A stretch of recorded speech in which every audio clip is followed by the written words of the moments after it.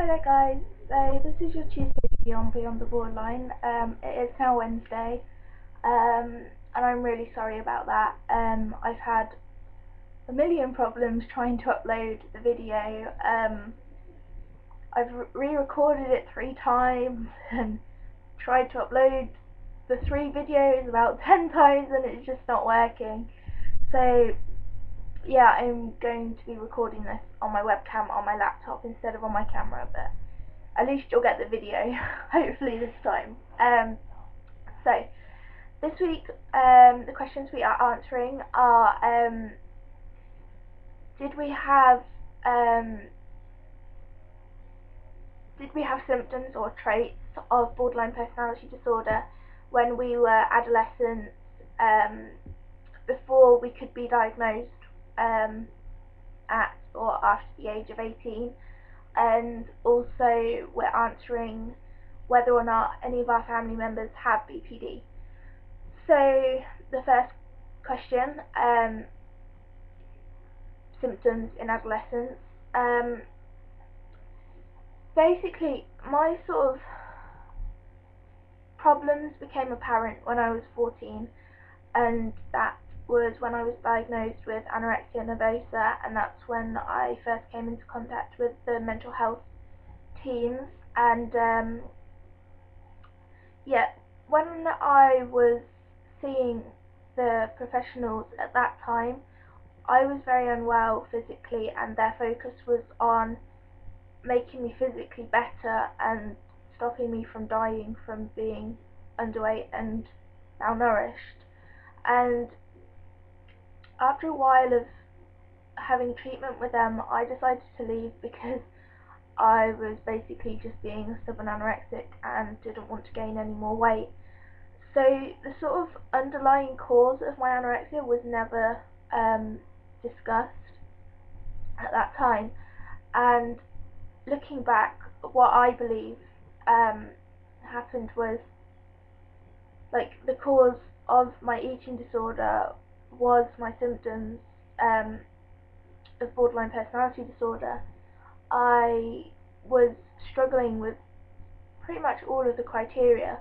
I mean, the sense of identity and that sort of stuff was quite a big problem for me, because I sort of felt like, well, if you took away the anger that caused me to be in trouble with school and stuff like that, if you took away my eating disorder, which is causing me to almost be dead, if you took away the self-harm which causes me to have to go to A&E and stuff like that, what would be left? I had such like a complete confusion about my sense of self and identity and everything. I just didn't have a clue who I was or what was going on, and that was quite hard for me. I did have depression. I had a lot of anger that I found hard to control. I was very impulsive in lots of different areas, drugs, sex. I was impulsive in that, stealing, my eating, binging and purging was quite impulsive as well as self-harming behaviours, although I don't think that can be included. But I did have a lot of self-harming behaviours at that time, and I had attempted suicide. You know, the paranoia, all pretty much all of the symptoms really I did struggle with before I could be diagnosed at 18. Obviously, I can't really sort of say, yes, all my problems when I was a teenager were borderline personality disorder symptoms or traits, because when you're that sort of age, your personality is still developing, and you know, you've got hormones going on, you're growing up, your brain's developing, you're developing, you know, loads of stuff is going on, and obviously they can't really say that those problems are BPD, and that's why there is the age that they can start diagnosing it. When I was 17, just turned 17, that is when I was first admitted and sectioned to a psychiatric hospital, and pretty much from day one there, they had basically diagnosed me with BPD because of the long-standing difficulties that I had and still had. Obviously, because I was under 18, there wasn't a lot that they could do, and that was quite hard. But so yeah, I definitely had some sort of traits when I was younger. Obviously, I'm still quite young now. I'm only 19, but I am 20 in 2 weeks, just to put that out there. So I have only been diagnosed with BPD for almost 2 years, so I am still young, but I definitely had, what you would call traits when I was younger. So yeah, and with regards to treatment, I suppose you might not feel lucky to be having the BPD problems at a younger age, but you are lucky that the professionals have picked up that you have these problems, because as soon as you can, as soon as they can, you will be able to start treatment that specialises in helping BPD, and that is very lucky. I've been told by professionals that if you can catch BPD and treat it as early as possible and at the youngest age possible, the more likely you are to lead a life that's worth living with less problems that are caused by BPD. Because if you think about it, say you were like 35 when your BPD was diagnosed and you were first offered treatment. If you had suffered with those symptoms from a very young age, or 18,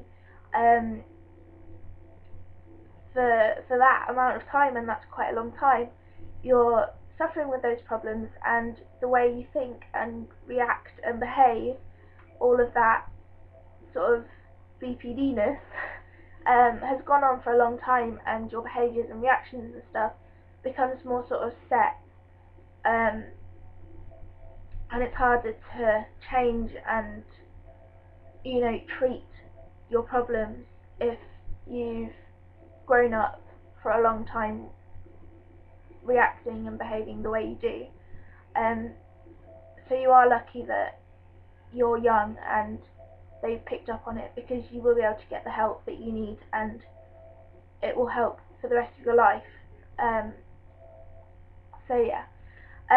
The last question, do any of our family members have BPD? As far as I'm aware, none of my family, whether that's like close family or extended family, nobody has BPD that I know of. My auntie had postnatal depression, and she was very unwell from that. It was quite a long time ago, well, like 5 years ago. She was on antidepressants and stuff for that, and it was very hard for her. Obviously, I can't really go into details of her illness at that time, because that's her life, and that's not fair for me to discuss that. But yeah, she did suffer from that illness, and I also have a family member that had a very severe drug addiction. He's quite isolated from the family now, so I'm not entirely sure what's going on with him, but I'm pretty sure he's clean now. I know not everybody classes addiction as a mental health problem, but I think personally, like addictions and mental health illnesses, problems, I think it all sort of goes hand in hand. And even if your addiction didn't start because of a mental illness, addiction sort of leads on to it, I believe.